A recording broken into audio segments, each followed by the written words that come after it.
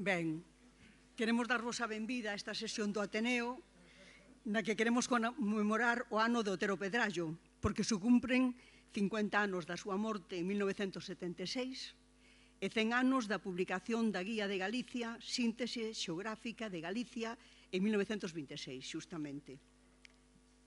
A este respecto, gustaríame comentar algo que me chamou poderosamente a atención estes días, porque polas cousas estas que pasan do azar, caeu nas miñas mans un libro de relatos de Agustín Fernández Paz e nun deles conta que o conde Drácula, nunha das súas excursións a Budapest, séntese atraído por unha moza. E entonces, claro, pola noite acércase á habitación do hotel onde está ela para saciar o seu apetito de vampiro. Pero despois de que o sacia, pásalle isto. Di, cando xa me retiraba, completamente farto, reparei nun libro que aquela muller tiña na súa mesa de noite. Era a Guía de Galicia dun tal Otero Pedrallo. Ao primeiro pensei que se refería a Galicia polaca. Teña en conta que eu daquela non sabía de existencia do seu país, comenta a persona que está escoitando. E o que fun lendo nas páxinas daquel libro, escritas nunha prosa requintada, deixoume fascinado. Fisterra onde acaba o mundo. Santo Andrés de Teixido, coa peregrinaxe dos mortos e dos vivos. Compostela, cos seus escuros misterios soterrados. O camiño de Santiago, sinalado nas estrelas. Esa mesma noite busquei nun mapa a situación de todos aqueles lugares, eu, que percorrera máis de medio mundo, que consideraba a bella Europa como a miña casa, tiña aquela apartada Galicia sin coñecer. Polo tanto, ata Drácula se sentiu atraído polas palabras de don Ramón Otero Pedrallo. A verdade é que ás veces o azar trae así estas casualidades que son ben especiais. Pois ben, nese mesmo ano de 1926, no que publica esta Guía de Galicia, el tamén traduciu ao galego fragmentos do Ulises de Joyce que se publicaron na revista Nós, porque houve un tempo no que Galicia e nós estivemos no centro do mundo, traducindo ao galego xustamente o Ulises antes de que se traducira ao español, certo? Moi ben, pois ben, o patriarca das letras galegas, o escritor da xeración Nós, o compañeiro de Castelao, deixou unha manda no seu testamento pola cal legaba a súa obra e propiedades, incluída a Casa Grande de Trasalba, a cultura galega e a Galicia. Porque Otero Pedrallo era aquel que acollía a todos os novos que se achegaban a él, deixando unha pegada indeleble. E, ademais deso, eu desto, por exemplo, podría contarvos como Avilés de Taramancos, cando tiña 14 anos, gana un premio no Casino de Noia, un premio de poesía, e Otero Pedrallo está no xurado. Entón, entrega o premio. Cando fala con el, quedan prendidos para toda a vida os dous, e síguense escribindo, aínda cando Avilés está en Colombia, síguense escribindo.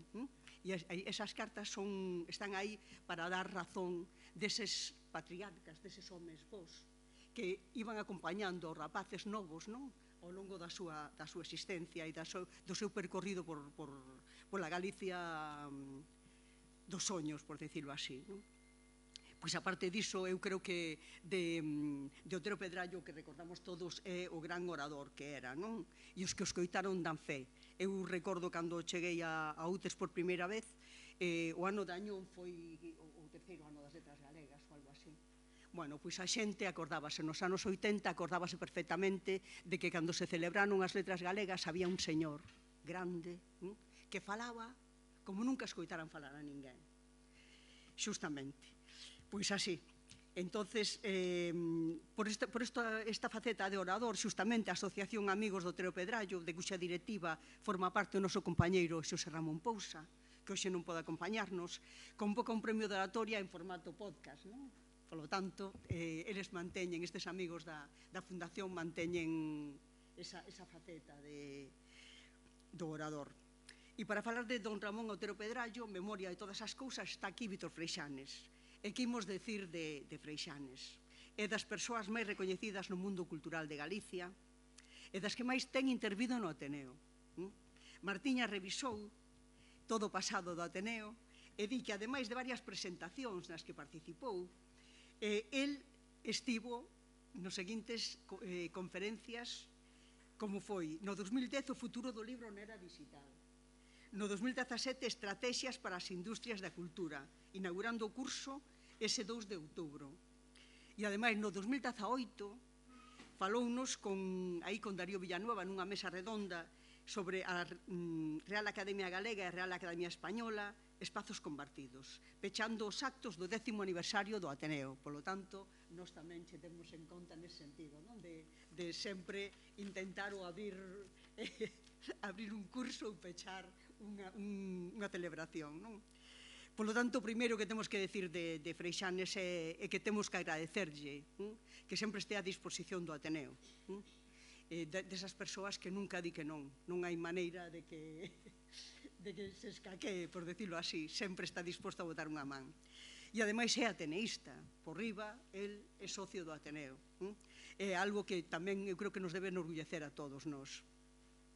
Non imos ler o seu currículum, pero tampouco podemos deixar que ninguén do público, ninguén despistado, deixe de recoñecer o seu valor. Por iso lembramos que foi xornalista e que sigue mantendo unha columna na Voz de Galicia que se chama Vento nas Velas, pero que, ademais, o de ser xornalista eu creo que non se deixa de ser nunca e, polo tanto, aí está. El traballou en medios escritos, na radio e na televisión. Foi profesor e é profesor ad honorem da Facultade de Ciencias da Información e tamén foi catedrático de Lingua e Literatura no ensino secundario. Por lo tanto, profesor, xornalista, editor, director de Edicións Xerais de Galicia, de Editorial Galaxia, da revista Grial, e fora de Galicia dirixiu tamén edicións do Grupo Anaya e foi director de Alianza Editorial. Por lo tanto, non estamos ante un editor calquera. Escritor dunha obra de referencia na literatura galega, con unhas novelas de longo alento, como O Triángulo inscrito na circunferencia, O Enxoval da Noiva, A cidade dos Césares, Cabalo de Ouros, e xa non falamos da cantidade de premios que ten recibido. Pero, ademais diso, é un home de proxección pública, con participación e responsabilidade en moitas organizacións e entidades. A última, recordamos que foi presidente da Real Academia Galega, que tamén está no Consello da Cultura Galega, e que hoxe está aquí porque foi presidente dende o ano 2004 ao 2017 da Fundación Otero Pedrallo, e hoxe sigue sendo presidente, pero presidente de honra. Por lo tanto, non podíamos soñar con ninguén mellor que a él para esta conferencia, porque xa en 1976, cando publica o seu primeiro libro, Unha ducia de galegos, Otero Pedrallo é un dos que está aí, un dos principais, pero, ademais, porque ele é o mellor comunicador do noso pequeno mundo. E agora damoslle a palabra para que porque o que queremos é escoitar, vale?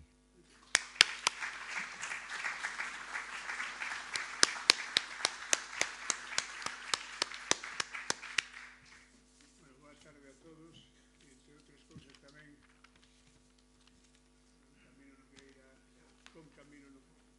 con Camilo Nogueira tamén andábamos a predicar no Poga e na Esquerda Galega. Estábamos recordando agora que fomos dar un meeting alá a Sela e había un. Tiñamos un futuro. E entonces que dixen, Camilo, hai que marchar. Estaba tamén, creo que Randulfe. E dixo Camilo, no, si hai un, hai que explicarlo. E un levantou a man dicindo, eu teño a chave, cando marchen, estou aquí para que cerrar a porta cando marchen. Bueno, recordábamoslo agora e tal. Bueno, volvendo á realidade. Moitas grazas ao Ateneo pola homenaxe a don Ramón Otero Pedrallo e moitas grazas ao Ateneo por convidarme a abrir estes meses, este tempo dedicado a don Ramón, ao noso patriarca. O patriarca é Ramón Otero Pedrallo. Logo houve outros moitos, seguramente tamén con moitos méritos, pero o patriarca das nosas letras sempre foi, polo menos para a miña xeración, sempre foi Ramón Otero Pedrallo. E o feito de que hoxe nos reunamos aquí é algo que honra o Ateneo e que na memoria de Ramón Otero Pedrallo ben merece que lle dediquemos un tempo e que dediquemos a lectura, porque os escritores existen na medida en que hai lectores, en que os lectores leen a obra dos escritores. Hoxe, agora, o Ateneo, na emisora de radio que teñen na produción audiovisual, facíame unha pregunta e eu dicía, mira, que eu creo que Otero necesita achegarse a él co corazón e a cerebro aberto para disfrutar do que é un dos nosos grandes escritores contemporáneos máis exixentes, con máis vocación, con máis ambición, porque un autor que publica en 1934 Fra Bernero, que é unha novela que non transcurre en Galicia, que transcurre no século XVIII en Alemania e que está en lingua galega, e lle preguntan por qué, porque o galego é universal. E para nós é tan importante Rosalía de Castro, Eduardo Pondal ou Curros Enríquez como Shakespeare, Schiller, Dostoyevsky ou Joan dos Pasos, por decir autores contemporáneos. Estamos no mundo e, polo tanto, se queremos estar no mundo, queremos abrir o debate co mundo, o debate cultural co mundo. E iso foi unha das razóns polas que eu escribí no seu día o Enxoval da Noiva, por exemplo, porque tiña na memoria aquel comentario do Otero Pedrallo cando fun visitar a Rúa da Paz no ano 74, debeu ser, ou 75. Cando Xosé Ramón Pousa, que hoxe non pode estar aquí, desgraciadamente, pero cando Xosé Ramón Pousa me suxeriu esta intervención, eu advertiñe dunha cousa, mira, eu xa non dou, xe que algunha vez din leccións magistrais, ni me vou poñer agora a explicar a Otero Pedrallo a estas alturas. O que vou facer, e así mo pediu el, é unha estampa de como eu lembro a obra de Ramón Otero Pedrallo a través daquel primer encontro dun rapaz que viaxa a Ourense, a Rúa da Paz, que era onde el vivía, para facerlle unha entrevista, a primeira entrevista de que logo aparecería neste libro, Unha dúcia de galegos. Non é a primeira edición, é a terceira, me parece, pero a primeira edición cúmplense agora, por certo, 50 anos de Unha dúcia de galegos, xa choveu. Pero eu daquela tía 23 anos, era un rapazolo, non? E entralle pola porta aquel rapazolo de 23 anos con un blog e unha, porque nin siquiera levaba, non lembro que levase grabadora. Cheguei ali, estaba Leuter, aquel Leuterio González Salgado, que era membro da Seminario de Estudos Galegos, membro do Partido Galeguista, membro das Irmandades da Fala, compañeiro del, o seu amigo, que estaba ali, pois ia velo todos os días. E don Ramón, porque isto foi meses antes, un ano antes, ou 2 anos antes de morrer, don Ramón estaba sentado cunha manta enriba das pernas, e díxome, que queres tomar?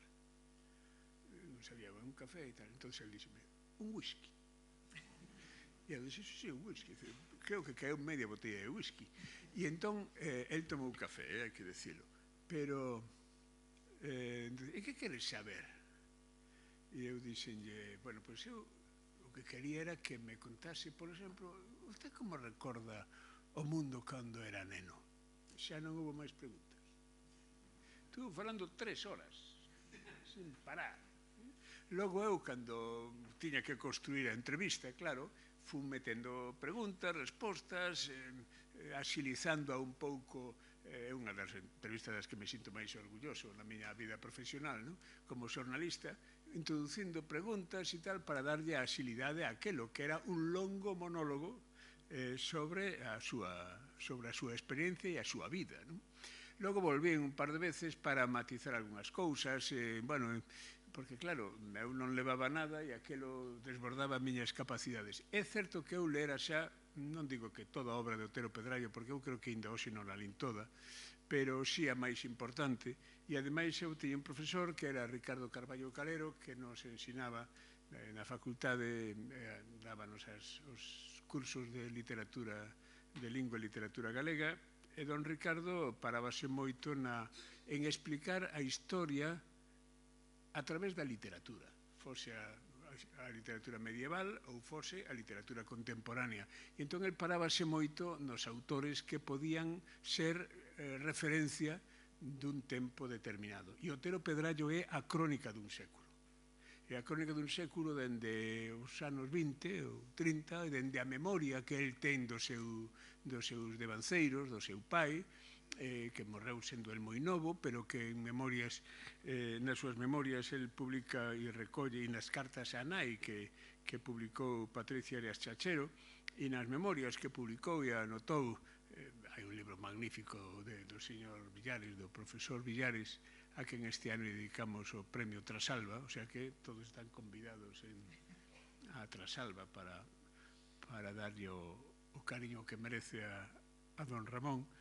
Pois Villares estudiou moito a obra de Otero Pedrallo e neses aspectos da primeira infancia que aparece moito nos camiños da vida, as súas primeiras novelas, que é recrear como era o século XIX, como era esa Galicia da fidalguía, esa Galicia que el vía desaparecer. Eu fagolle esa pregunta no libro, esa Galicia que esmorecía, que se marchaba e que perdían os fidalgos. Hai un momento onde el conta e di: os fidalgos colleronlle medo á noite da aldea, e retiráronse ás cidades a xogar o dominó.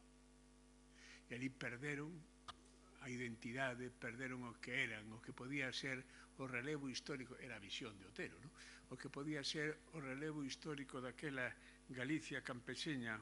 O final do libro dice: como lle gustaría a usted Galicia? E el di: eu soño cunha república campeseña, tal. Bueno, pois esa Galicia desaparece porque os vellos fidalgos, os señores das casas grandes, deixan a aldea, a renegan do que foron, perden a memoria e se van xogar o dominó o casino. E ocupa o seu espazo os que veñen de fora, fundamentalmente aquela caste. Sempre estou falando un pouco da visión que ten Otero, estas cousas, como sempre, son moi matizables históricamente, pero aquela caste de tendeiros, de xente de fora, os que caricaturiza Vicente Risco no Porco de Pé, que chegan cos seus negocios, ca súa visión do mundo, ca súa lingua, que non era a nosa, ca seus valores, co culto ao comercio e tal, e aqueles fidalgos, pois, teñen a menos a esa xente, e esa xente asiña se fan os amos, porque traen a modernidade, o novo espírito, o cambio dos tempos, dos novos tempos. Bueno, pois esa Galicia que esmorece, pero esa Galicia tamén que lembra o seu pai, que lembra o levantamento de 1846, que lembra o banquete de Conxo, esa Galicia toda está directa ou indirectamente presente nos camiños da vida, nos seus primeiros libros. E cando eu estou lendo eses libros, pois estou construindo ou viaxando a ese mundo que, ademais, Otero recrea nalgo que o caracteriza e que lle dá a grandeza ao escritor, que é a lingua. A lingua de Otero é unha lingua tan persoal, con tanta forza e con tanto estilo, e con tanto léxico tamén, ás veces un léxico recreado ou reinventado, din os filólogos, ben, pero con tanta personalidade, con tanta forza, que construye de seu un universo propio, porque a lingua en literatura é o que crea a atmosfera que logo nos permite entrar na credibilidade da historia que se nos conta. Antes dos personaxes, antes dos feitos, antes do relato está o idioma, que é o que vai construindo o universo. E Otero crea ese idioma para contar a historia dos vellos fidalgos daquela aldea que esmorece, aquela aldea que el ve perder, que é un pouco a aldea dos seus pais, a aldea da súa nai, a aldea da súa aboa, que é o que el vai recordando. Por tanto, eu empecé a viaxar por Otero a través dos seus libros e a través das clases de don Ricardo, que era un pouco que nos iba poñendo nas mans aquela literatura que a algúns de nós nos deslumbraba. Por tanto, eu hoxe o que quixera era recrear unha estampa de Otero Pedrallo dende esta dobre óptica, a persoal, que era aquel rapazolo de 23 anos que se presenta na casa da Rúa da Paz, ao lado do Leuter, o seu vello compañeiro de andanzas. Leuter era 10, 11 anos máis novo que Otero, que se presenta naquela casa e que lle bebe media botella de whisky.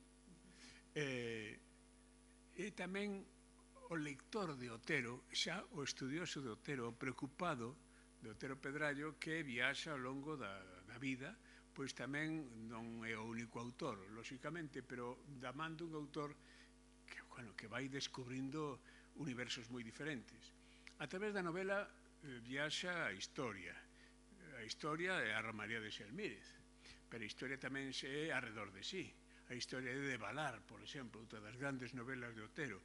Arredor de sí sempre se di que é un pouco o descubrimento do galeguismo, a xeración del que descubre o galeguismo e esa imaxe fantástica, esa, que, ao final da novela, cando o protagonista, Adrián Solovio, chega a casa e está o seu o vello cura morrendo, prácticamente agonizando, e ensina o mapa de Fontán, non?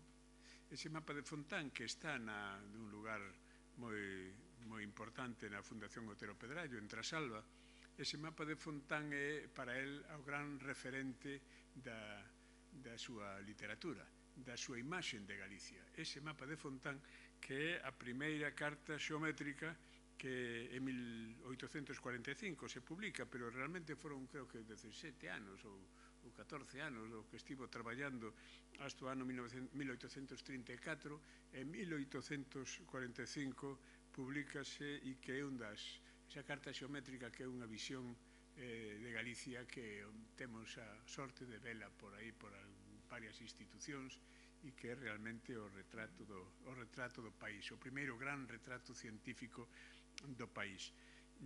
E é o que aparece ao final da novela arredor de sí, cando lle di a protagonista: mira, ese é o teu país, é o que estás buscando viaxando polo mundo, indo a Madrid, indo a estudiar, indo a viaxar, indo a namorarte en Berlín e a viaxar por París e a picotear aquí e alá, indo a Toledo, buscando as raíces da historia de España. No, eso é o que lle vai dar sentido á túa vida. E aí empeza un pouco un novo personaxe que continúa en Devalar. Devalar, a seguinte novela de Otero, é un pouco o Seminario de Estudos Galegos. A xeración do seminario que vai descubrindo tamén e estudando tamén aquilo, porque non era só descubrilo emocionalmente, era tamén reflexionar científicamente o que era o país, coñecer o país, saber do país, e ademais reflexionar para facer construir unha proposta política de futuro. Iso é un pouco que caracteriza a toda esa xeración sempre antes da guerra, porque a guerra foi o mazazo que o estragou todo, non? E outra dimensión de Otero, ademais de historia, é a xeografía. A ver, a primeira vez que escoitei a palabra Boca Ribeira foi nel, pero foi con noso amigo, que non creo que estea aquí, pero que Ramón Villares, Berta, se de recordar aquela viaxe que fixéramos a Santa Cruz de Rabaldo con Augusto Pérez Alberti, e que nos explicou a Boca Ribeira de Otero, dende a casa, dende o balcón da casa de Trasalba, non? Libro, palabra que logo dá título ao libro, ao primeiro e único libro de poesía de Otero Pedrallo, Boca Ribeira, que publica da man dos Brais Pinto, que era outra das características de Otero, conectar cas novas xeracións, non? E empatar con aquela xente nova que estaba petando na porta. É algo que me di cando eu fun ver na segunda entrevista ou así, díxome: para nós é unha alegría tan grande que haxa xente nova que veña a preguntar por estas cousas, porque nós creíamos que estábamos xa derrotados. Evidentemente non estaban derrotados, a prova é o que somos hoxe en grande medida, é o resultado deles, non? Eu, cando tiven a honra de respostar a don Ramón no seu ingreso na Academia, don Ramón Villares, no ingreso na Real Academia Galega, que el falou de Otero Pedrallo, e ten un libro magnífico sobre Otero, pero el decía que, eu decía naquela intervención, que alguén pensou que perdemos a guerra. Non perdemos a guerra, porque estamos aquí, somos resultado de todos eles. Foi unha sementeira que deixou aí, que agromou aí. Logo, a nosa responsabilidade é, lóxicamente, convertir esa sementeira nun froito granado, nalgo que dea pan, pero non perderon a guerra. Podémola perder nós, se non o facemos ben, pero eles non perderon a guerra. E entón aquel Otero, que vía entrar un mozo, dos mozos pola porta, e decía: pois, para nós é unha alegría tan grande. E ali estaba Leuter de pé, alto que era e tal, estaba Leuter de pé, escoitándonos, ou escoitando a él, porque él era o que falaba, non? Bueno, pois esa xeografía, que é unha maneira de coñecer o país. Xeografía e historia. Eu creo que son os dous componentes que caracterizan, ademais da lingua da que falei antes, que caracterizan Otero. Xeografía e historia. A historia está nas novelas de Otero Pedrallo. Incluso cando escribe contos, está aí sempre a historia, están os fidalgos, está ese mundo que ele recrea a partir da memoria dos seus pais, da súa nai, sobre todo, de Dona Eladia, pero despois está a xeografía. A xeografía para andar o país. Aquela peregrinaxe que fan el, Ben Chosé e Vicente Risco, que aquela peregrinaxe que fai a San Andrés de Teixido, bueno, as crónicas din que andando. Ali houve moito coche de línea, pero bueno, foron a San Andrés de Teixido. E despois a Guía de Galicia. A Guía de Galicia é un monumento que se cumplen agora, como lembraba Pilar, anos, é un monumento literario e é un monumento de amor ao país e de coñecemento do país e de vocación por saber do país. Hai que andar o país, hai que tripar o país, hai que saber onde está cada paso, cada volta do camiño, etc. É certo que despois Otero tamén reinventaba o país, pero esa é a grandeza de Otero e a grandeza dos escritores, poder reinventar o país. Outro día contáballe a Manolo Gago, que está preparando para Galaxia unha edición actualizada, renovada, non actualizada, pero comentada, unha nova edición da Guía de Galicia. O Manolo Gago contáballe unha experiencia da miña muller e meixeu. Nos tamén saímos a andar o país, ca guía de Don Ramón. E fomos ao Pindo, a buscar as figueiras salvaxes do Pindo. Perdímonos no Pindo, non sabíamos onde estaban as figueiras salvaxes, non sabíamos onde estaba nada. Pero Otero seguía ali como un cadoiro, fervendo, contando e narrando. E nós íbamos lendo aquilo e dicir, pero onde están? Onde está todo isto? É igual. Pero ali está o Pindo, ali está a montaña dos vellos celtas, non? Ali está como a contaba Don Ramón. Logo, Manolo Gago, que estudiou bastante o tema, dicía, non, é que o que facía ele era, escribiu todo iso seguindo o mapa de Fontán. El ia seguindo o mapa de Fontán, e por onde o levaba o mapa de Fontán, el iba contando, e o que non vía, imaginábao, porque tiña coñecementos e imaginación para poderlo construir. Bueno, é a grandeza dos escritores. Permítanme que aí, xa sei que os historiadores, os economistas, etc., están pegados relativamente, pero pegados ao dato. O escritor ten dereito a reinventar o dato e construir outra maneira de ver a realidade, porque a realidade é como tamén nós a percibimos e a recreamos dentro de nós. E Otero Pedrallo é un dos grandes constructores da realidade da Galicia contemporánea, da Galicia do seu tempo e da Galicia que nós podemos percibir a través dos seus relatos, das súas historias e das súas peregrinaxes, e tamén dos seus artigos. Porque outra dimensión de Otero Pedrallo é a súa dimensión como escritor nos xornais. Non me atrevo a decir como xornalista, porque o xornalismo é outra cousa. Pero Otero Pedrallo escribe nos xornais dende o primeiro. El, polo menos, contoume que o seu primeiro artigo publicouno en El Emigrado, un periódico de emigrantes, financiado por emigrantes na Estrada. Bueno, hai outros que localizan artigos anteriores, pero máis ou menos por esa época, polos anos 20, cando el coñece e ten relación con Antón Losada Diéguez. Antón Losada Diéguez é o gran constructor das vocacións da xeración Nós. Sobre todo da xeración Nós de Ourense, do grupo de Ourense, Vicente Risco, o propio Otero Pedrallo, López Cuevillas. Estes son un producto de Antón Losada Diéguez e tamén Pontevedra, porque Antón Losada Diéguez, que naceu en Moldes, que morreu moi novo, con 44 anos aproximadamente, e que foi profesor de instituto en Pontevedra.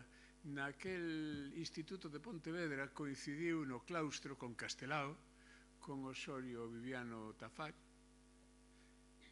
que despois acabou en México, que coido, e que foi alcalde de Pontevedra tamén, con Luis Pintos Fonseca, un personaxe pontevedrés fantástico. Decir, os que coñecen Pontevedra daránse de conta do que é a bella Biblioteca Pública de Pontevedra.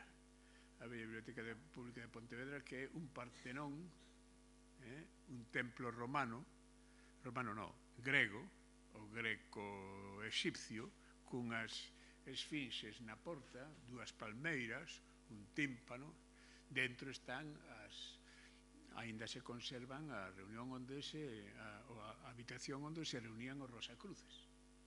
Pois son os Fonseca. Bueno, cando chegas os de fora e dicen, vamos ensinar, e isto que pinta aquí? Arruinou a familia, porque o Pintor Fonseca, meteron aí todos os cartos, arruinou a familia con aquel edificio, e logo facían sesións de espiritismo ali en Pontevedra, frente ao cine, o que hoxe o teatro principal.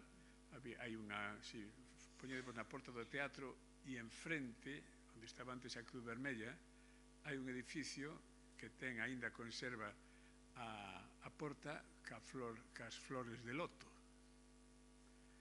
E enriba está a estrela de 5 puntas. Enriba da fachada, na bufarda, arriba de todo, non? Ali contaba Filgueira Valverde, e iso contoume a min, contaba que o seu pai iba ali a sesións de espiritismo que facían os Fonseca, a toque de ánimas. E logo, decía o Filgueira, chegaba tan arrepentido que se estaba confesando un mes enteiro. Pero logo volvía, porque as sesións de e escoitaban ali. Hai un libro que o Beethoven Teósofo, por exemplo, publicaron e tal, uns personaxes porque Pontevedra, e eu sou pontevedrés, é unha cidade de funcionarios ociosos, e entón teñen tempo para inventar o mundo varias veces, e unha das maneiras de inventar o mundo era esa. Ali estaba tamén Alfredo de la Iglesia, que publicou un traballo importante, Xesús Alonso Montero, que é un precursor do que foron os primeiros libros de historia da literatura galega. Estamos falando dos anos 20. E el publica uns apuntamentos para os seus estudiantes explicando a literatura galega dende o século XIX, explicando os seus autores. Eso está aí, conservámoslo, creo que na Academia hai unha copia, e eses eran un pouco os compañeros de claustro, e os alumnos, entre outros, era Xosé VI, que depois marchou para Venezuela, e que é o pai de Farruco VI, e este outro de Filgueira Valverde. Eses eran os alumnos de Lousada Diéguez. Bueno, Lousada Diéguez é o gran animador, constructor de todos os que logo construen a revista Nós. A revista Nós, en grande medida, é o resultado dunha sementeira que traballou Lousada Diéguez, aínda que a revista estaba dirixida, como saben, por Castelao, que diz que lle puxo o nome en Pontevedra, ali no Café Moderno, e por Vicente Risco, que era o director literario, e Castelao era o director artístico. Bueno, pois ese mundo de Lousada Diéguez é un mundo moi importante para Otero, e o que lle di a Otero aos 30 anos, Otero decía, bueno, aos 30 anos andei por Madrid dun lado para outro, de festa en festa, de xarao en xarao, lendo libros no Ateneo, soñando, imaginando cousas, supoño que tamén facendo vida alegre na vida madrileña, e un día, pois, el conta na Dulce de Galegos, di, Otero, tes 30 anos, é hora de que te poñas a traballar. E entonces empezou a escribir, e aí publicou, di el, sempre publicou o seu primeiro artigo en el Heraldo, e xa foi sin parar. E esa presencia de Otero nos papéis é moi importante, porque claro, Otero, como seus compañeros de xeración, pertence ao mundo do papel, ao mundo do xornal. Agora o mundo é outra cousa, o mundo son as redes sociais, e se non estás nas redes sociais non existes. Entón, os escritores, cando escribimos un libro, temos que poñernos no escaparate das redes sociais, dicindo o guapos que somos, o ben que escribimos, as relacións que temos, meténdonos uns cos outros, e todo se converte nunha especie de sarao de díxome, a ver quen di cousas máis ingeniosas e máis graciosas, e acaba eso unha especie de patio de veciños mal habidos que non hai maneira de entenderse. Non, a xeración de Otero é incluso anterior á xeración da radio, pesar de que hai algunhas grabacións de Otero, depois igual podemos escoitar as palabras de Otero, pero Otero é un pouco o home da palabra e da palabra escrita, non? E a súa presencia nos medios impresos é impresionante. É dicir, a obra de Otero é enorme en canto ao número de novelas, en canto a libros de ensayo, libros de memorias, libros de viaxes, como os que comentei antes, da Guía de Galicia, etc., os peregrinaxes, os ríos galegos, por exemplo, todos os libros que andan por aí tamén ca súa asinatura, pero a súa produción nos xornais é impresionante. Otero era un grafómano. Hai unha, se ides a Trasalba, a casa del, a casa de Trasalba hai unha sala onde nos reuníamos na xunta da directiva, ao lado dunha fiestra, e hai unha mesa e unha especie de mini sofá, non? Ali se sentaba Otero a escribir. E escribía. Cando non escribía cartas, escribía contos. Cando non escribía contos, escribía novelas. Cando non escribía novelas, escribía artigos para o periódico. E eran artigos que, ademais, non seguían. Carlos Baliñas, no ano 1973, publicou este libro, bueno, este é unha nova edición, que fixemos dende a Fundación Otero Pedrallo, que é Parladoiro, que é reunir os artigos de Otero Pedrallo, polo menos unha escolma de artigos de Otero Pedrallo. O primeiro, el ponlle o nome de Parladoiro, porque, como saben, Parladoiro era o título da sección que el tiña aquí no Correo Gallego. El Correo Gallego escribía esa columna Parladoiro en galego, e que era un pouco era a referencia en galego que existía nos anos 40, 50, primeiros anos 50. E Carlos Baliñas fixo esta escolma ca supervisión do propio Otero. Por iso aquí hai isto ten un valor importante. Cando reeditamos na Fundación, houve un debate, Alonso Montero insistía moito, Xesús decía, é que hai que publicar todo Parladoiro. O Parladoiro é impublicable, é gigantesco. Eso, na miña opinión, é impublicable. E, ademais, hai que dicilo, é moi regular. Hai artigos de Otero, bueno, que teñen todos a calidad literaria da prosa de Otero, pero a veces perdémonos e non sabemos onde estamos. Pero a escolma que fai Baliñas, aconsellado e contrastando tamén ca opinión do propio Otero Pedrallo, ten o valor de ser unha escolma realizada polo propio autor, e ademais que vai máis aló dos artigos do Correo Gallego, inda que el puso o título de Parladoiro como referencia de todo o que el escribiu, non? Pero eu destes artigos que os meus alumnos, hai unhas seccións que el publica nos anos 20, 1926, 1927, 1928, na nosa terra, e que son algo que nós, cando éramos mozos, líamos aqueles anacos de Robert Escarpit en Le Monde, que eran Robert Escarpit en Le Monde facía unha especie de fogaradas, de fogonazos pequenos, que contaban o mundo en 5 líneas, non?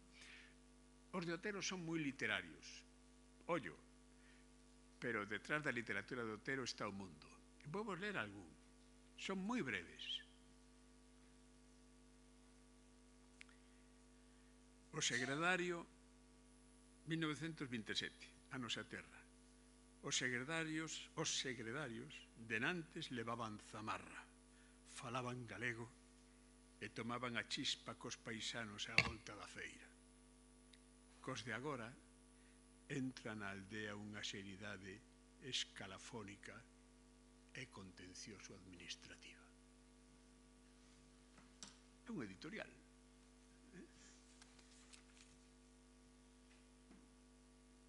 O señor queixábase do prezo dos libros galegos. Sei que a coida que sempre temos que viaxar en terceira. Outro editorial.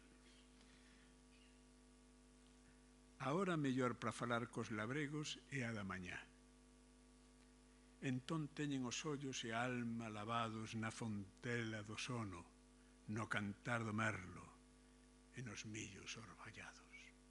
Conforme rube o sol, vaiselles espesando o sedimento de presuizos, esas son inferiores á paisaxe. Isto é de ano 28. Os fidalgos do século XIX aínda sabían vivir na aldea no inverno e sentían a fondura da noite. Sei de algún que canso do sol dicía aos criados: facédeme noite. Eles pechaban as fiestras, acendían o verón. O amo sabíalle mellor o viño e o vía pasar as cabalgadas misteriosas, sport das razas fortes e soñadoras. Esta, a derradeira. Esta é de política.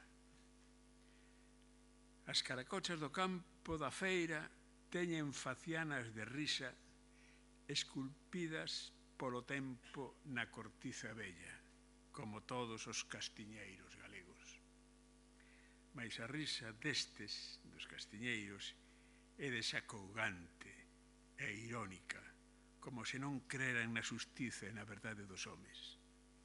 Calquera que saiba que naquel campo se pon a mesa das eleccións, decatarase da razón daquela terrible risada muda dos castiñeiros.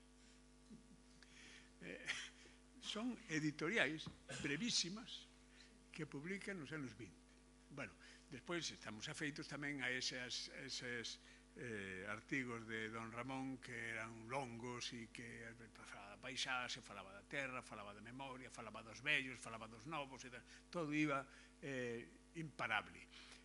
E era un grafómano, é dicir, non podía deixar de escribir e de falar, únicamente cando chegabas ali ou chegaban os amigos e tal. Anterior, o mundo antes da televisión e incluso o mundo antes da radio, porque non teño moita consciencia de un Otero Pedrallo escoitando a radio, pero lendo e escribindo era absolutamente incansable. Por tanto, a estampa que eu teño del é a estampa do narrador dun tempo, casi do narrador dunha Galicia que el imaginaba. Por exemplo, o románico e o barroco. Eran as súas dúas maneiras de entender a arte. O barroco e o románico eran para el as dúas maneiras de expresar Galicia a través da arte e da arquitectura. Para el o barroco era a festa das uveiras, a festa dos castiñeiros floridos, a festa das candeas, cando chega a época de florecer os castiñeiros, a época do millo. É dicir, eso era o barroco. E o románico era a sobriedade litúrxica e religiosa da pedra que vai marcando o tempo. Murguía, el decía, a Murguía non lle gustaba nin o románico nin o barroco. Murguía gustaba o gótico, esas cousas, esas fantasías, pero realmente a alma do povo galego está no barroco e no románico. Claro, cando crean a revista Nós, pois é buscar unha identidade e unha reflexión para todo iso, con unha vocación moi clara. É dicir, a revista Nós nace, a ver se o digo ben, marca a modernidade intelectual. Xa sei que, bueno, que o Resurdimento son os poetas, e son Rosalía de Castro, Curros Enríquez, e Eduardo Pondal, e Valentín Lamas Carvajal, que sempre deixan fora do Resurdimento, e Valentín Lamas Carvajal, o xornalista e o narrador, o escritor. É dicir, a prosa galega moderna é un pouco, son as gallegadas de Valentín Lamas Carvajal, que o que está con unha, e o propio catecismo do Labrego, é dicir, está aí fervendo a lingua viva do país, convertida xa nun rexistro culto literario popular, para chegar tamén aos públicos que un xornalista entende que debe chegar. Non se trata só de construir, case de Otero construí o seu mundo literario, para un segmento da sociedade moi concreto, na procura dunha lingua culta, dunha lingua exixente e nunha lingua minoritaria. Lamas Carvajal non. Lamas Carvajal está construindo un discurso para a sociedade galega que o quere entender a través das páxinas del Heraldo Gallego ou do tío Marcos da Portela. Pero, bueno, eso é o resurdimento, pero a xeración Nós é o salto cualitativo da modernidade que ven por unha banda no Seminario de Estudos Galegos, pero despois se concreta tamén na xeración Nós. Galicia, a identidade de Galicia, Galicia célula de universalidade, que diría despois o Partido Galeguista cando a súa fundación no ano 1931, e tamén Europa, é a universalidade, como dixen antes, é a visión dunha Galicia aberta ao mundo e dialogando cas outras culturas do mundo, é unha Galicia aberta a Portugal, sempre decía, e así ven na Ducia de Galegos, que somos as xeracións que primeiro descubriu a importancia, falaba sempre de Teixeira de Pascuales, pero foi a importancia de Portugal como o irmán co que hai que relacionarse e apretarse para construir xuntos o futuro. E iso é unha visión moi moderna que el ten neses momentos e que está expresada así claramente no libro. E logo a capacidade, que xa non é só a revista Nós, sino a actuación posterior, que é a capacidade para empatar e buscar os novos. As novas xeracións das que falei antes, os Brais Pinto de Boca Ribeira e non só os Brais Pinto. Esas son un pouco o que caracteriza Otero, cunha lealdade ademais á amizade. Hai un libro de Otero que é o Libro dos Amigos, publicado en 1953, el di que empezou a escribir. Desde logo, o prólogo está asinado en 1945, pero está publicado en Bos Aires por Edicións Galicia. Edicións Galicia daquela levaba moito da man Luís Seoane. De feito, no ano 1953 o libro di, este libro rematou de creo que teño aquí. Este libro, esta é a edición desa época. Este libro acabou de imprentarse en 1953 ao cuidado de L.S. Luís Seoane, que está traballando aí. Este é un libro do 53, homenaxe aos amigos. Hai amigos moi domésticos, moi propios, que os coñece casi ele, a súa familia, e os seus amigos máis próximos.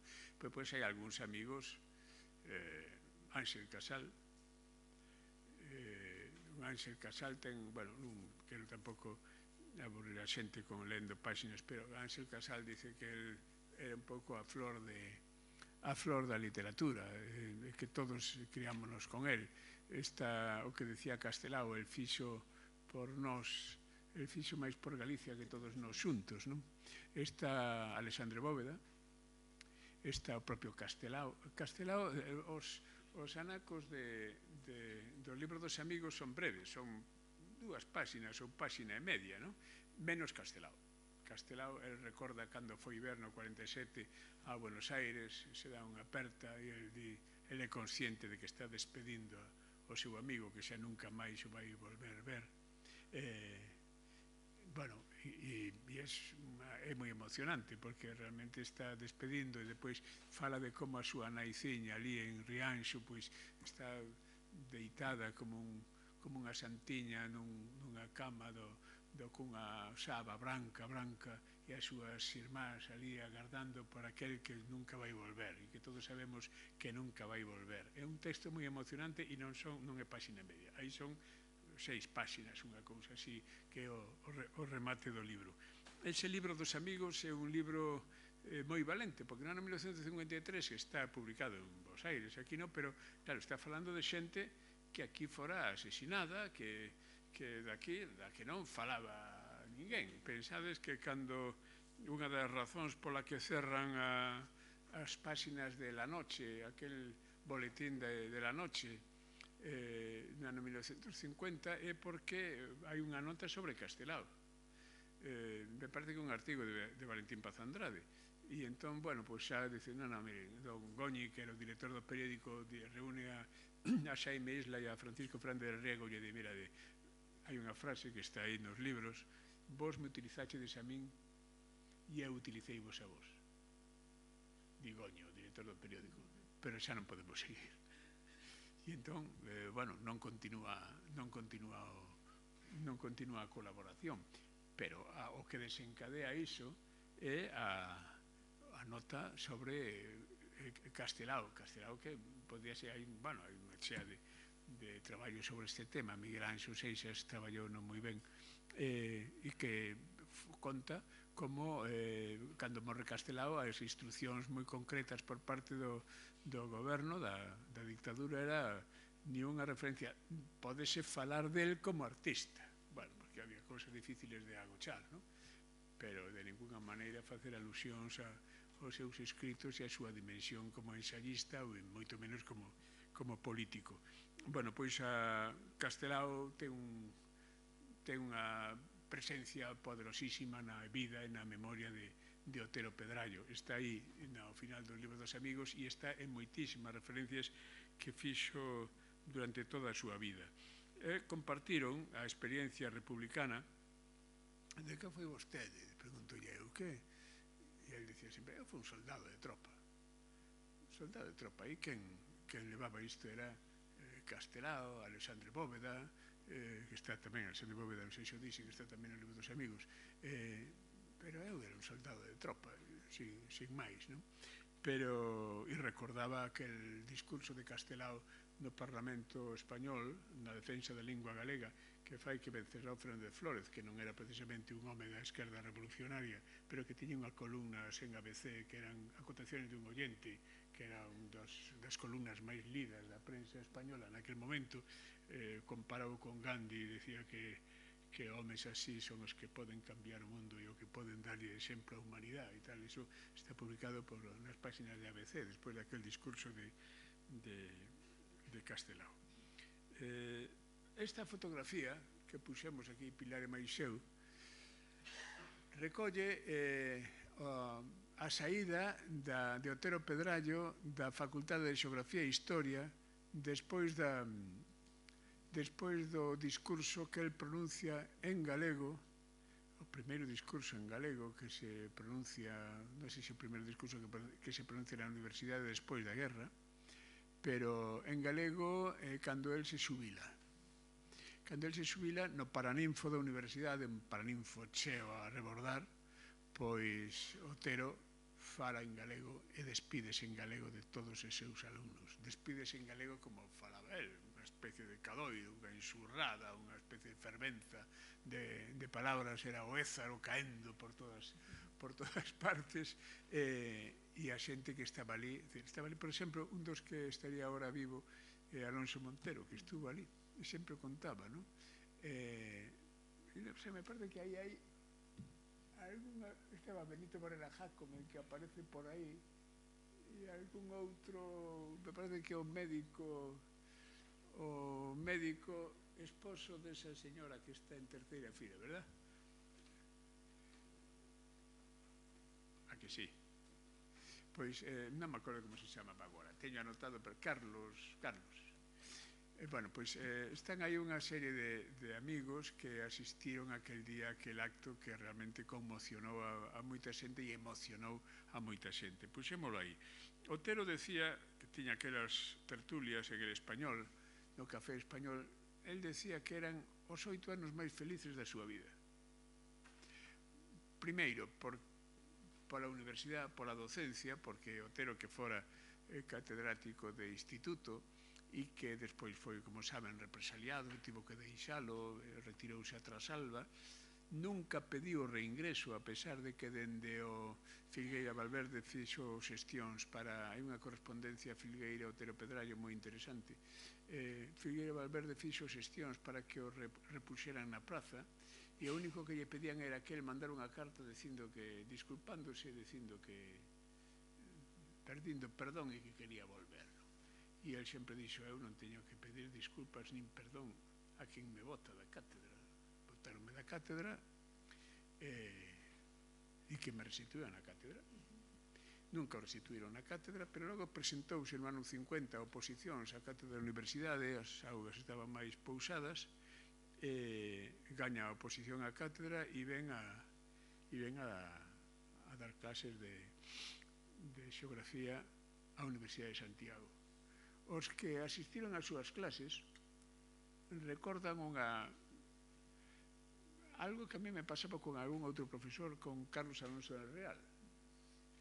Nos íbamos ás clases de don Carlos e non sabíamos moi ben que era o que nos estaba contando, pero saíamos dali fascinados. Fascinados, é dicir. E con Otero pasaba un pouco algo parecido. El falaba de xeografía, pero acababa con Aníbal cruzando os Alpes. Para explicar os Alpes, Aníbal cruzaba os Alpes, e para falar dos desertos, pois de repente Gengis Khan e as súas xentes viaxaban polo Ougom e tal. Era unha especie de deslumbramento que se producía, de seducción, de fascinación que se producía nos seus alumnos e alumnas que o facían inesquecible, non? E os que pasaron polas aulas de Otero Pedrallo nunca esqueceron esas clases de Ramón Otero Pedrallo. E cando se despide, el sempre lle pregunta, me parece que algún periodista lle pregunta, Ramón, como utiliza o galego? E di el,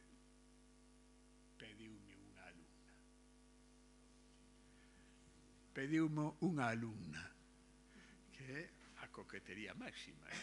Pero, bueno, pediume unha alumna, e eu, se me pide unha alumna, pois eu dou a miña lección magistral final en lingua galega, non?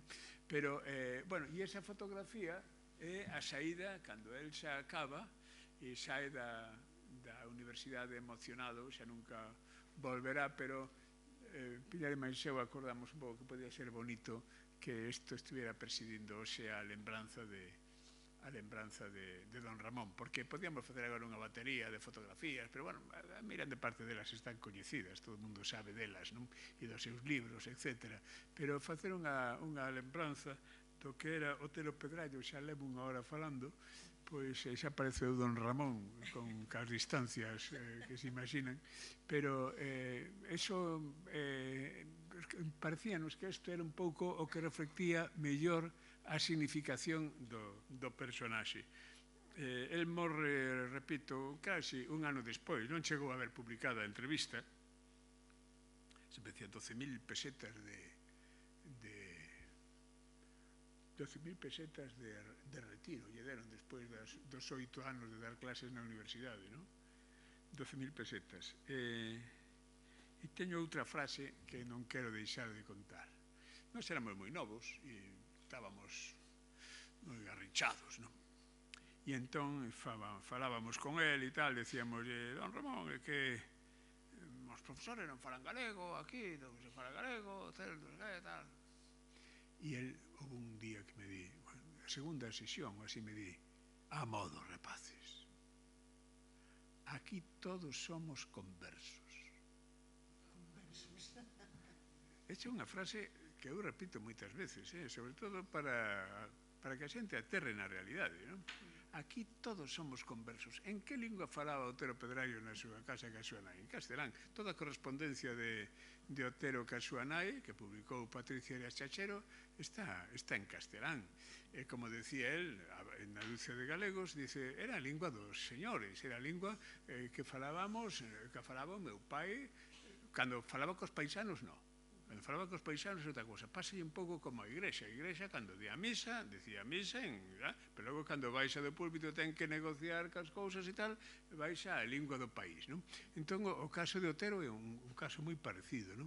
Entón, el falaba sempre de como descubrir e onde descubrir a lingua. El descubrir a lingua, sobre todo, o valor da lingua era en Santiago, e salvando as distancias, repito, a moitos de nós pasounos o mesmo. En que falaba eu de neno na casa? En castelán. Na Pontevedra da miña infancia, en castelán. Eu non son un neno da aldea, non son un balbino. Son un rapaz de Pontevedra. Na Pontevedra dos anos 50 que se falaba? Pois falábase castelán, que era a lingua dos secretarios do ayuntamiento, a lingua dos profesores, era a lingua do señor alcalde, que fose Filgueira Valverde, que daquela era Filgueira Valverde o alcalde de Pontevedra. O castelán era a lingua que querían que os nosos pais deprendéramos para ser señoritos, para ser xente que puidese defenderse na vida en condicións, non? E a lingua galega, estaba ali, eu sempre o digo, como nos mariñeiros do Lérez que andaban a apañar area, na carpintería do señor Fontán, que era o que nos deixaba os paus para xogar os indios e os vaqueiros cando se íamos do cine Vitoria despois das sesións de infantís, o cine estaba lógicamente en castelán, estaba todo en castelán. Pero a nosa xeración, a miña xeración, chegamos a Santiago. Bueno, xa antes, non? Xa foi o ano 67, 68, bueno, aquilo era unha fervenza de cousas, non? Pero Santiago xogou un papel moi importante como cruzol de todas as Galicias que ali embocaban, non? E embocaban as moitas Galicias que había, decir, os meus amigos, os amigos viñan de Reinante, viñan da Terrachá, viñan de Vilar de Bos, viñan do Ribeiro, tamén viñan algúns de Vigo, como Pepe Pastoriza, pero depois viñan do Morrazo, viñan dos sitios máis... Pero había unha especie de universo que se iba construindo. Eu recordo de chegar a casa e o meu pai, que tal en Santiago? En Santiago, vas a un café e os camareiros preguntanche en galego que queres. Eso en Pontevedra ni de coña, nin en Vigo. Todos éramos uns señoritos, aspirantes a señoritos. Agora tamén hai aspirantes a señoritos que falan galego, cuidado. Ese foi unha das conquistas do galego, que agora o galego tamén é de moito aspirante a señorito que fala galego. Pero era ao noso tempo, e é un pouco o que el conta, e cando conta todos somos conversos. Que quere decir? Quere decir que hai que construir un modelo de sociedade que nos permita descubrirnos uns aos outros e descubrir ademais os valores afectivos, porque a lingua é un territorio de emocións, é un territorio de afectos, é un territorio de cariño. Aí onde entra, onde descubres a lingua. Ás veces é na casa, porque na casa as aboas e os avós o falan e tal, e outras veces son as amizades, os amigos, os primeiros amores, e de súpeto vai aparecendo aí o descubrimento do mundo desa etapa tan especial que é a adolescencia, tan chea de dúbidas, de emocións, de descubertas, e aí aparece a lingua. Se hai un clima, se hai un entorno afectivo onde vas descubrindo o mundo, compartindo o mundo, e esa descoberta do mundo a través do idioma, pois acabamos entrando nese idioma. Ese un pouco era o discurso de Otero, non? Entón, a modo rapaces, que todos somos conversos. Non se trata de descalificar a ninguén, porque había moito radical, bueno, non vou entrar en detalles, pero está na memoria de todos. É dicir, a modo rapaces, que todos somos conversos. Hai que facilitar a viaxe, hai que axudar a facer a viaxe xuntos. Esa é outra das frases que eu teño de Otero, porque se tivese que recordar algunhas das grandes conquistas que a mí me foron descubrindo foi os seus estudios sobre o padre Feijóo, Marcelo Macías, o Castelao, a María de Selmírez, un libro fantástico, a xeografía, Fra Bernero, xa fixen unha referencia a él. O seu enterro foi un enterro multitudinario. No cemiterio de San Francisco, onde está enterrado Lamas Carvajal e tantos outros, pois foi un enterro onde estaba toda Galicia ali. Hai unhas fotografías onde se ven os mozos e os vellos, as autoridades e as non autoridades, os do réximen e os que non eran do réximen, os paisanos e os cidadáns, todos xuntos alrededor da memoria de Otero, que están enterrando no cemiterio de San Francisco, e utilizando ademais aquela árbore que plantara o seu pai. Vou ler nada máis que o primeiro parágrafo no que inicio a entrevista con el. Di así: diante da casa houbo noutro tempo unha árbore xigantesca, espallada como unha grande aperta cara ao ceo. O pai de don Ramón plantou a árbore, unha araucaria, non era unha araucaria, hoxe sabemos que era un pinsapo. Cando unha tormenta o desfixo, pois eu levei un anaco cortado para casa, e teño ali na lareira sen queimar. O mesmo día que naceu o seu fillo, e os dous medraron xuntos durante 84 anos. A árbore xunto da casa de Trasalba, e o home onde a vida turrou del. Ata o 72, que unha treboada chimpou o vello señor da terra, e o neno seguiu xa un pouco máis xoio. Vexo a don Ramón agora xunto da fiestra, xoio, luz antiga de Trasalba, barroca como o millo e os acios grandes da uva, como as cepas, o val, a auga, a mesma luz latexante lene que ven pousar agora a tardiña nas fiestras de contras achegadas da casa da Rúa da Paz 25, segundo piso, casa que non haberá que tirar en deixamais, porque aquí, cunha diferencia de 4 anos, naceron dous meirantes homes da Galicia deste século. Vicente Risco no primeiro piso e Ramón Otero Pedrallo no segundo. Don Vicente en 1884, don Ramón o 5 de marzo de 1888. Eu preguntei tamén por Vicente Risco. E el dixo, bueno, era un home moi frágil, era un home moi feble, era un home moi medoñento. E o que viviu marcouno, e hai un risco que é anterior á traxedia da guerra e hai un risco posterior. A nos interesa o primeiro. Pero sempre falando del con moito cariño, porque era un neno que xogaba con el na casa, vivía no piso de baixo, e que iba á aldea. E el decía, pero Risco tiñalle medo á noite na aldea. A noite na aldea, esa noite que el fala dos fidalgos, que é a noite, que facédeme a noite, decía, non? No, Risco tiñalle medo á noite. E entón, decía Otero, para min a noite na aldea é a noite do misterio e a noite da forza telúrica, a terra, esa idea que tiña Otero de que o mundo, decíame tamén, eu amo tanto a terra que eu podo me abrazar a un árbore e chorar. Porque sentía iso como era un panteísmo vital que o identificaba ca terra e ca noite como parte desa terra. A Vicente Risco asustaballe esa idea. Era un home moi intelixente, decía, pero non tiña folgos para facerlle frente ao que podía ser a forza da vida. Foi un enterro multitudinario, ali estaba todo o mundo.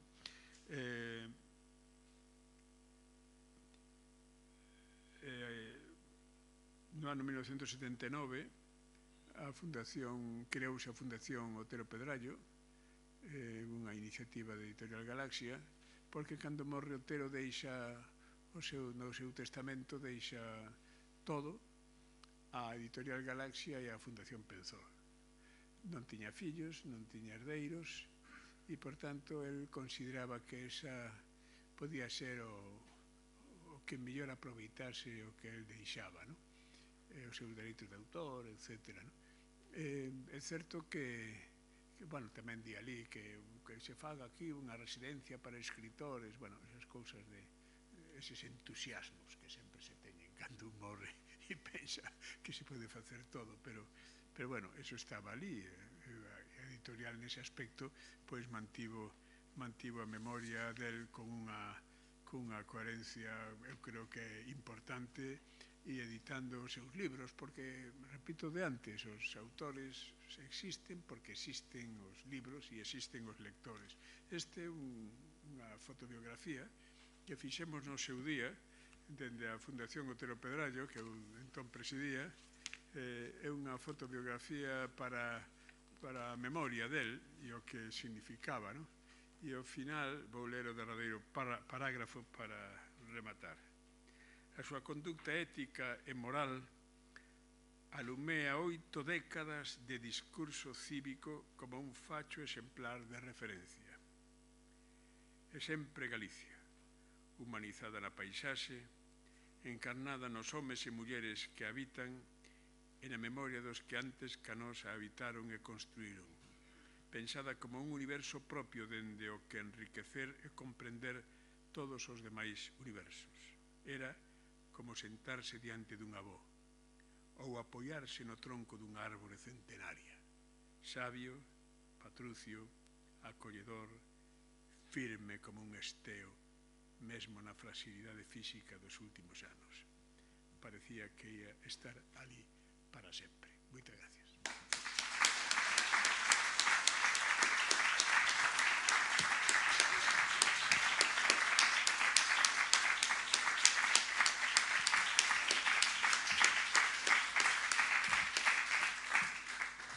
Bueno, moitísimas grazas. A verdade que era... Agora queríamos escoitar a voz de don Ramón. Sí? Vale, veña, escoitamos.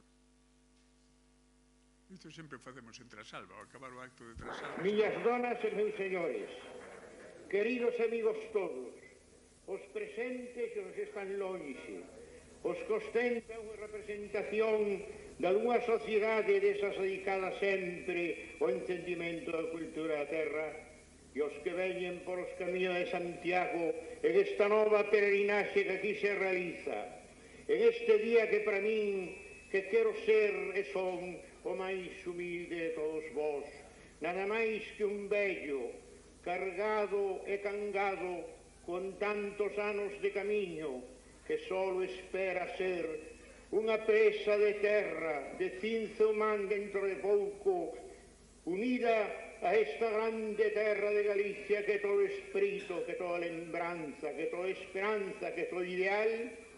Eu realmente non sei que vou decir en este intre, en que este o monumento tan intensamente xunguido aos latexares do corazón de Galicia se teñen expresado polos oradores que en este banquete se dedicaron a celebrar co pretexto da miña presencia neste acto e co pretexto dos meus 80 anos as glorias de Galicia, as glorias do Occidente, as glorias desta terra que máis que unha terra xeográfica, máis que unha terra que por un lado limita con outras terras da querida e entrañable España e por outra parte demarca sempre o ideal, demarca co Occidente das almas, demarca coa saudade. Aquí celebraron unha obra que non é máis que unha obra seguindo o programa e o deber dos devanceiros.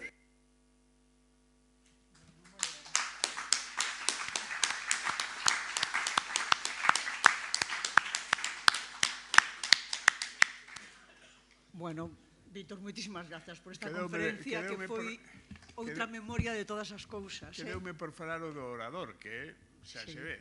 É un cadoiro, e ademais é que eu recordo en Trasalba unha vez que empezou a levitar de tal maneira que empezou a falar de San Carlomagno, e a partir de aí todos estábamos negociando. Eu non sei se lembrades que hai uns anos, non sei se foi un 24 de xullo ou algo así, que puxeran no Obradoiro, puxeron o discurso del, a conferencia que dera xustamente en Xelmírez, no pazo de Xelmírez, falando de Xelmírez. E entonces escoitábano dentro os invitados, estaban dentro do pazo de Xelmírez, e o resto de, a cidadanía, ocupábamos o Obradoiro e escoitábamolo, non? E a verdade é que a min parece unha cousa moi impresionante e por eso comentamos hoxe o poder poñervos unhas palabras, non? Está no arquivo sonoro do Consello da Cultura Galega. Vale, entonces sempre se pode ir aí. Pois decía eu que moitísimas grazas por esta conferencia, que era realmente unha memoria de todas as cousas, non? Unha memoria do mundo, porque non foi falar só de don Ramón Otero Pedrallo, sino falar de todo ese mundo, desa xeografía, desa historia e desa literatura, non? Por lo tanto, moi ben. Eu non sei se hai tempo para algún par de preguntiñas, se queredes, ou comentarios. Sí, Pepe. Recordoume a túa conferencia outra hai moitos anos a que asistín de Carlos Casares. E Carlos Casares dicía: Otero Pedrallo poñíase a escribir un libro, é o que máis recordo, despois de tantos anos, poñíase a escribir un libro e follas ao chan, plaf, plaf, plaf. Cando remataba, collía o feixe, libro feito, sin correccións nin nada. E a min deixoume admiradísimo. E terminaba: si aquí tivésemos unha industria editorial potente, Otero Pedrallo sería premio Nobel. Segunda cousa, cando estaba a morrer, creo que lín o titular máis acaído da Voz de Galicia. Dicía algo así, a miña memoria se cadra falla: Galicia expectante, un silencio total de norte a sur, porque don Otero Pedrallo está a morrer. Pareceu un titular fantástico. Gracias. Bueno, moitas gracias, Víctor, por a túa extraordinaria intervención encol de Otero Pedrallo, de don Ramón. Eu quixera ahora escoitar a súa voz que me recordou a un gran poeta, a Neruda, exactamente. Podes explicarnos un pouco máis a parte da súa obra poética de Otero Pedrallo? Sempre cerrando o acto de Trasalba poñemos a voz de don Ramón, non? Porque temos moitas grabacións da voz de Otero Pedrallo e no Consello de Cultura Galega tamén hai moitas e é unha especie de eso, de cadoiro, é unha enxurrada, é a fervenza do Ézaro caendo enriba de nós, non? Pero sobre todo como frutificando, unha sementeira, non? Esa comparación con Pablo Neruda, bueno, pois non está nada mal, non, está ben, non?